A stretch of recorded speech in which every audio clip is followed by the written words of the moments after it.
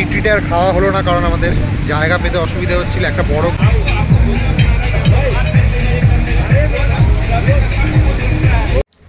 So good morning, welcome back to the channel. I hope you guys are doing absolutely fine. তো আজকে হলো আমাদের second day in Puri. তো এখন বাজে সকাল 10টা, আর আজকে বেশ মেঘাচ্ছন্ন আকাশ দেখাই যাচ্ছে। তো এখন আমরা ফ্রেশন আপ হয়ে একটুখানি বিচে যাব, একটু ডাব খাবো ভাবছি সকালবেলা, একটুখানি যাতে ডিটক্স হয় বডিটা। কালকে অনেক কিছু খাওয়া দাওয়া হয়ে গেছিলো রাতে। তো এখন সৌরভ গেছে সেলুনে একটুখানি ফিটফাট হতে, আমি আর বিশ্বজিৎদা আছি। তো বিশ্বজিৎদার সঙ্গে একটুখানি বেরিয়ে ঘুরে আসি। এখন বেরিয়ে পড়েছি। এখন আমরা সকালবেলা প্রথম বেরোলাম, সৌরভের জন্য ওয়েট করছিলাম, একটু টাইম লেগে গেল। তো এখন একটু ডাব খেয়ে তারপর আমরা ভাবছি কোনারকের দিকে যাবো। তার আগে ব্রেকফাস্ট অবশ্যই করে নিতে হবে। তো সৌরভ, কালকে রাতটা কেমন কেটে সৌরভ তুমি বলো, কালকে হোটেলে কেমন এক্সপিরিয়েন্সটা ছিল? মোবাইলের সাউন্ডটা পাশের বাড়ি থেকে বলছো না, পাশের বাড়ি থেকে অসুবিধা হয়, আমরা ওদের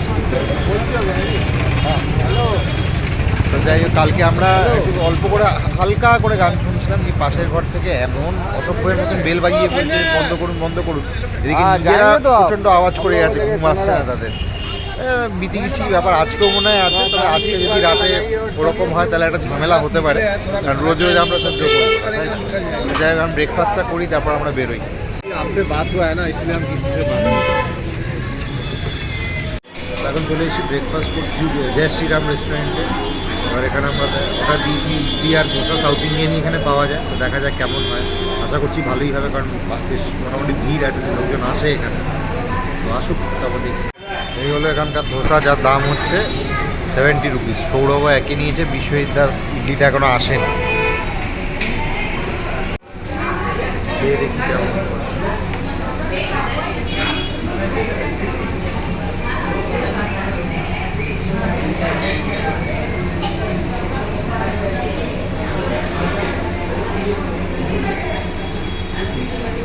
ভালো,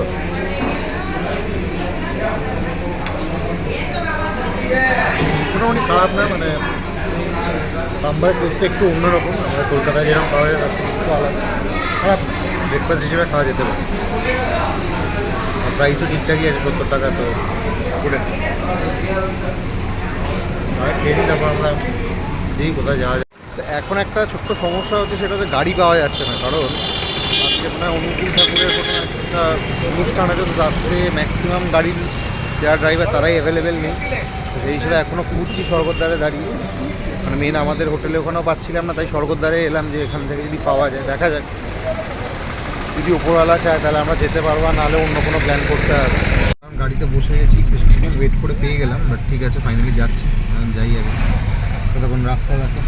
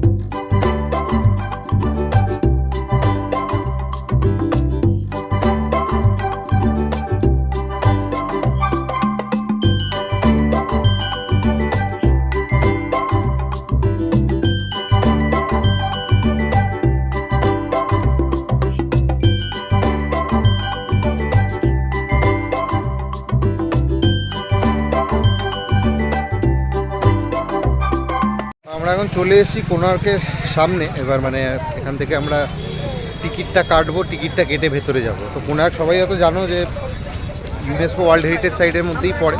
তো আগে ঢুকি, তারপর কিছু আপনাদেরও দেখাই।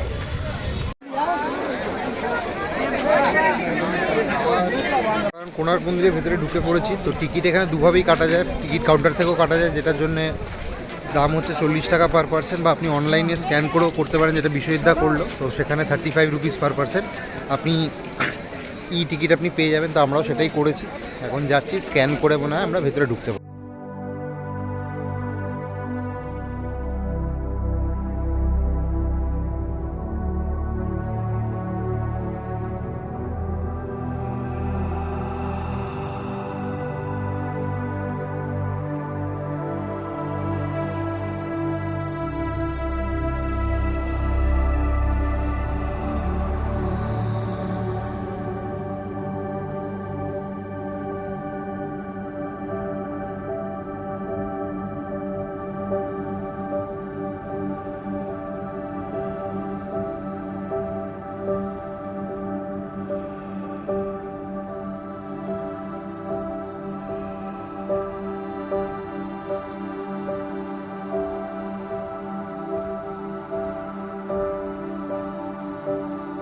কোণার্ক মন্দিরের ভেতরে, তো এটা যা দেখছিলাম 1250 এডিতে বানানো হয় এটা। তো তাই দেখছি এত বছর পুরনো মন্দির, বাট এত সুন্দর কাজ, তো যেটাকে বলা হয় যে কলিঙ্গর আর্কিটেকচার ফর্মে এটা করা হয়েছে, মেনলি সূর্যদেবের মন্দির। আর না এত সুন্দর, আমি লাস্টও এসেছিলাম প্রায় বছর 15 আগে, তো একই রকম আছে, কোনো চেঞ্জেস সেরকম কিছু হয়নি। আর প্রচুর ভিড় আজকে, যেহেতু আজকে রবিবার, তো লোকাল লোকেরাও প্রচুর এসছে এখানে, প্লাস বাইরের লোকে তো এসছে। তো আমার পেছনে এটা হচ্ছে মেন মন্দিরটা। তো এটার কাছাকাছি আমরা যাই, গিয়ে কিছু ছবি টবি তুলে তারপর বেরিয়ে যাবো। মন্দিরটা যেমন বানানো হয়েছিল, একটা বড় একটা রথ, তাকে টেনে নিয়ে যাচ্ছে 7টা ঘোড়া, আর টোটাল 12টা চাকা রয়েছে। এই মডেলে বানানো হয় পুরো মন্দিরটা। তো বেশ ভালো লাগছে এসে। অনেকদিন আমি এরপরেও মানে মাঝখানেও এক দুবার পুরীতে এসেছিলাম, বাট কোণার্ক আর এসে হয়ে ওঠেনি। বাট এবারে মনে হলো না, এবার ঘুরে যেয়ে অনেক বছর আসা হয়নি, আর এসে খুব ভালো লাগছে, সুন্দর একটা এক্সপিরিয়েন্স।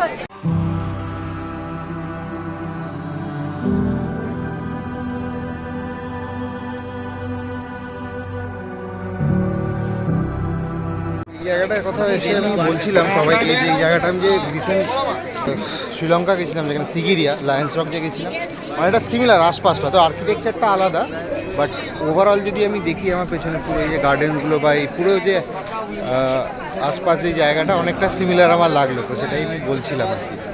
তো আমরা চলে এসেছি আমরা বিলের সামনে, এখানে একটা ছবি তুলবো আমরা, এই জায়গাটা ফাঁকাও রয়েছে, বেকার ওই জায়গাটা আমরা ফালতু গুতোগুতি করছিলাম, তখন এখানে একটা ছবি তুলি, সবাই যেখানে তুলছে আমরা একটা ছবি তুলি।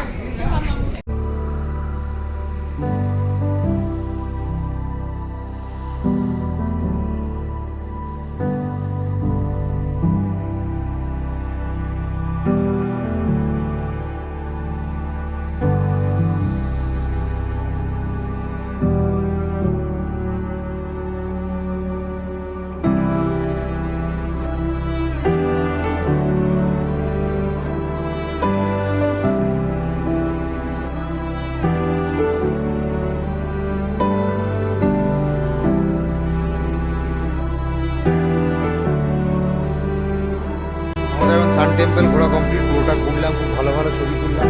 ওরা আমাদের সেই পুরোনো পোজে 3 জনের একটা ছবি তুললাম, বলছে অ্যালবাম বার করবে।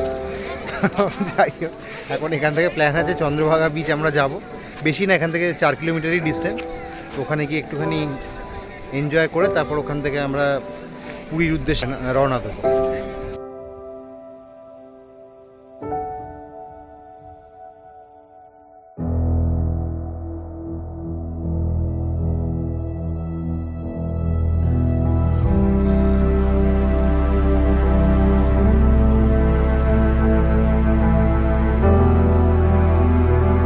তো এখন আমি চলে এসেছি ইকো রিট্রিট কোণার্কে, বেশ সুন্দর একটা জায়গা, আমার পেছনে দেখতেই পাচ্ছ, বেশ অনেক কিছু অ্যাক্টিভিটিস করা যায়, এবং এখানেই আমরা ভাবছি আজকে লাঞ্চটা করে ফিরবো।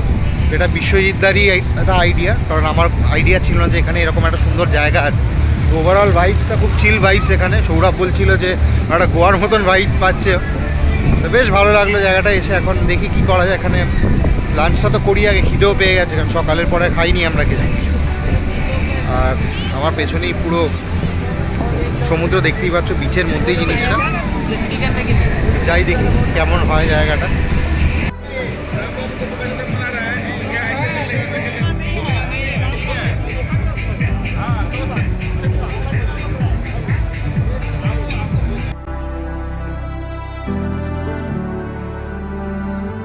যাই হোক, ইকো রিট্রিটে আর খাওয়া হলো না, কারণ আমাদের জায়গা পেতে অসুবিধা হচ্ছিল। একটা বড় গ্রুপ এসছে বলে 70 জনের, তো সেই হিসেবে জায়গা পাওয়া যাচ্ছে না। এনিওয়ে জায়গাটা বেশ ভালো লাগলো। চন্দ্রভাগা বিচের একদম পুরো ধারেই পুরো এই রিসর্টটা, খাওয়া দাওয়ার যেখানে জায়গাটা। আর আমরা বিচে একটুখানি থেকে এখন বেরিয়ে যাচ্ছি, লাঞ্চ করে নিয়ে তারপরে আমরা একবারে চলে যাবো পুরীর দিকে। খাওয়া দাওয়া করে একটু অল্প কিছু জিনিস কেনাকাটি করে খাজাটা খুব ইম্পর্টেন্ট ছিল এখানে কেনা। সৌরভও অনেক কিলো কিলো খাজা কিনেছে, মোটামুটি বিক্রি করতে পারবে, যেমন না কলকাতায় গিয়ে এতটাই পরিমাণ কিনে ফেলেছে। তো এখন খুব টায়ার্ড হয়ে গেছি, এবার হোটেলের দিকে ফিরতে হবে, কারণ মোটামুটি সন্ধে হয়ে গেছে। তো হোটেলে গিয়ে একটু রেস্ট করি, কারণ কালকে আমাদের সকালে আবার বেরোতে হবে বাড়ির উদ্দেশ্যে। তো এই ব্লগটা এইটুকুই রাখছি। তো যদি ব্লগটা ভালো লাগে তো চ্যানেলটাকে সাবস্ক্রাইব করে দিও।